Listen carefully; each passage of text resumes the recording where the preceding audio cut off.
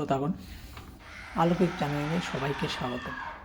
আবারও আপনাদের জন্য নিয়ে এসেছি সেই ভয়ঙ্কর গল্প, হঠাৎ মৃতদেহ উঠে বসার ভয়ঙ্করতা।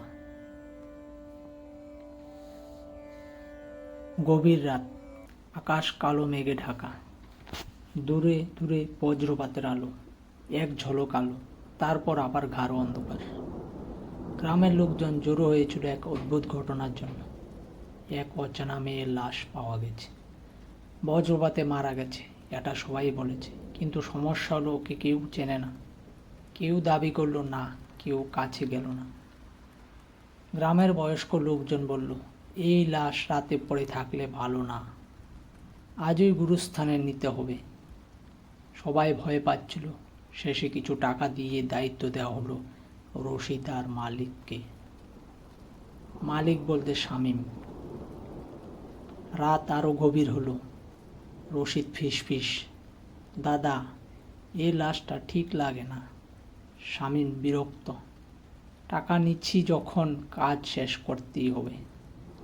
বৃষ্টি পড়ছে টিপ টিপ করে, রাস্তা কাদা, চারপাশ কুয়াশা। ওরা লাশটা কাঁধে তুলে হাঁটতে শুরু করলো। প্রথমে সব কিছু ঠিক, কিন্তু কিছু দূর যাওয়ার পর রশিদ থেমে গেল। দাদা, বজ্রপাতের লাশ হইতে পুরা দাগ থাকতো, এ লাশে তো কিছুই নাই। শামীম চুপ। সে নিজেও খেয়াল করেছে লাশটা অস্বাভাবিক পরিষ্কার। হঠাৎ পেছন থেকে কারো পায়ের শব্দ, ছপ ছপ। কাদা ভেজা রাস্তায় কেউ হাঁটছে। ওরা দুজনেই থেমে গেল, শব্দটাও থেমে গেল। শামীম ধীরে ধীরে বলল, পেছনে তাকাস না। ওরা আবার হাঁটা শুরু করলো, কিন্তু এবার লাশটা ঠান্ডা না, গরম লাগছে। রশিদ ভয় পেয়ে, দাদা, এইটা ঠিক না। সামনে জলাশয়, কালো পানি, গভীর, তার উপর ভেজা বাঁশের ব্রিজ। ওরা উঠতেই হাওয়া বন্ধ, শুধু দূরে বজ্রের শব্দ। মাঝখানে যেতে লাশটা ভারী হতে লাগলো। রশিদ কাঁপা কাঁপা গলায় বলল, দাদা, আমি আর পারতাছি না, লাশটা এমন ভারী হলো কেমনে?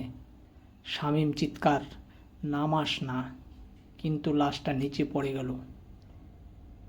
নিস্তবতা, তারপর জলাশয়ে ভেতর থেকে শব্দ, গড়বড় গড়বড়, পানি কাঁপছে।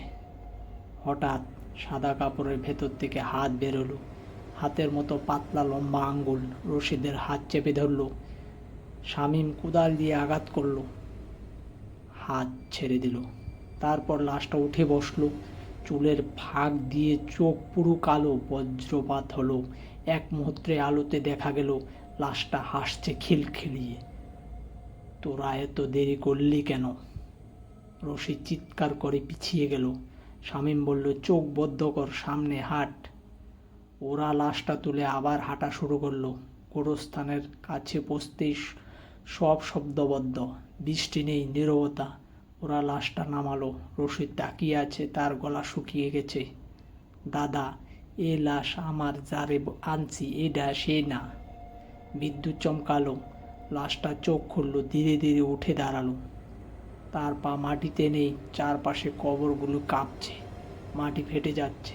একটার পর একটা সাদা কাপড় ঢাকা মানুষ উঠে দাঁড়াচ্ছে। সবাই একসাথে তাকিয়ে আছে রশিদ আর শামীমের দিকে। লাশটা বলল, বজ্রপাত আমি মারা যায়নি, আমার ডাকা হয়েছে। তার হাসি ছড়িয়ে গেল, আজ তোরা আইসস, কাল থেকে তোদের পালা। হঠাৎ অন্ধকার, সব কিছু থেমে গেল। পরের দিন গ্রামের মানুষ গুরুস্থানে গিয়ে দেখলো দুটা নতুন কবর। কেউ জানে না কবে হয়েছে।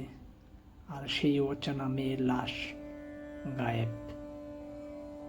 বৃষ্টির রাতে লোকজন বলে, জলাশয়ে বীজের উপর নতুন লোক হাঁটছে, কাঁধে একটা লাশ, আর পেছনে তৃতীয় কারো শব্দ, পায়ের শব্দ। ধন্যবাদ শ্রোতাগণ। নতুন নতুন গল্পের জন্য অবশ্যই লাইক, শেয়ার করবেন এবং ফলো করে দেবেন। ধন্যবাদ।